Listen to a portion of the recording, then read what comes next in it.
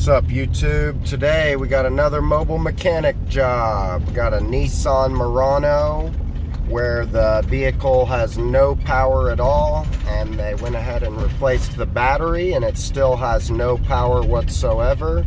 So we're pulling up on the scene right now. Here it is. I'm gonna probably have to turn around and park, I guess, right there. Just arrived here on the scene. Gonna have to do a sketchy U-turn here, not get hit by nobody. We're gonna pull up right here, and that's the Nissan right there.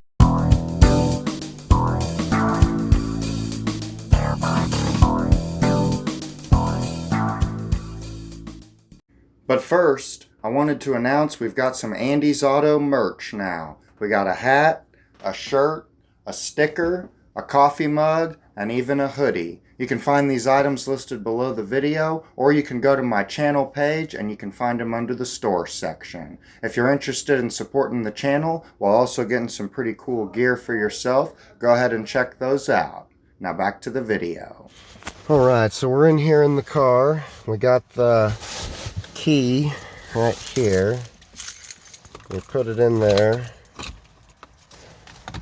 There's no power whatsoever. Let's see what's going on here. I went ahead and popped open the hood here. Had to put my little clip on there because these struts aren't working. And started taking a look around here, and I noticed that the 120 amp fuse has blown. And I've already gone ahead and took a resistance check across here, and we got nothing, indicating that not only is it visually blown, it's electrically not working as well, which I guess that's obvious if it's visually blown. So what we're going to do here is we are going to remove the battery, probably by removing this, get the battery up out of the way, because there's a couple electrical connectors on the bottom here that may be a little easier to get at with the battery out.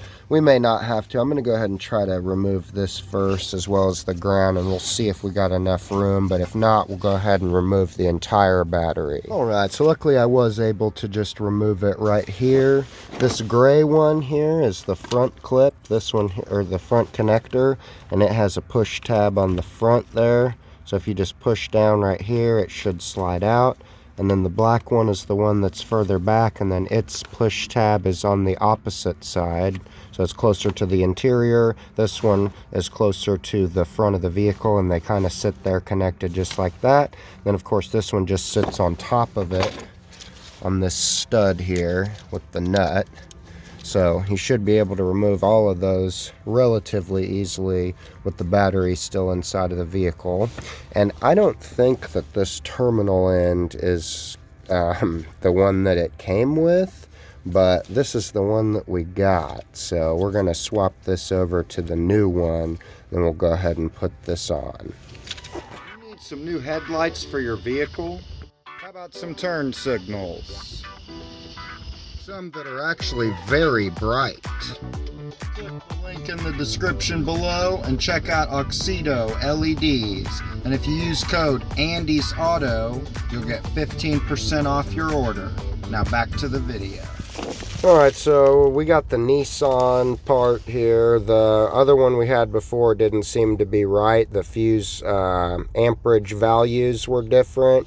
But once we got the Nissan one, it looks like based on the VIN, it's going to be the exact same one that we had before. This is the original one here. It does have some different values, but if that's what it says based on the VIN, then we're just going to go ahead and use this one.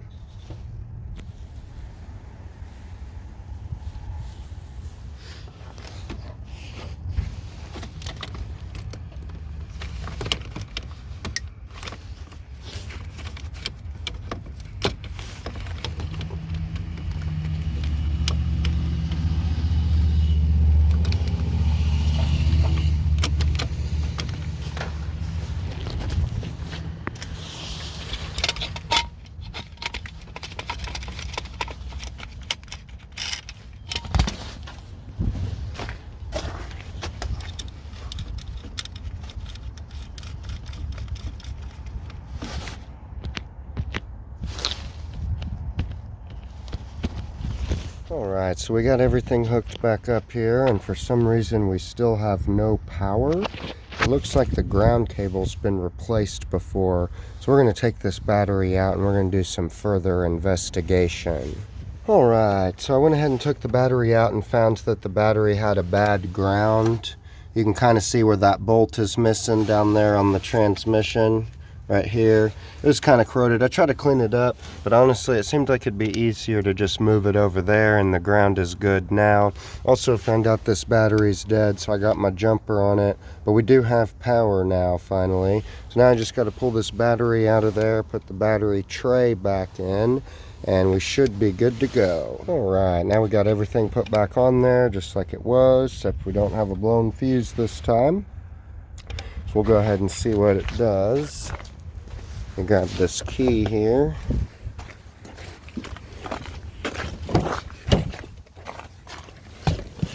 Alright, we got power.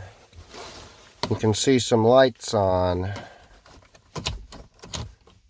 It's a good sign.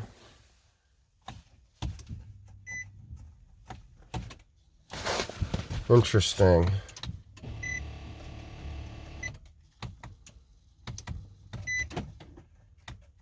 That battery must just be way too dead to try to start.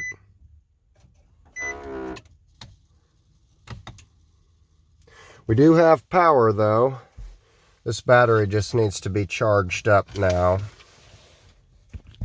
We got the jumper cables on it now. We're going to let that sit there for a minute and hopefully we can get her started up.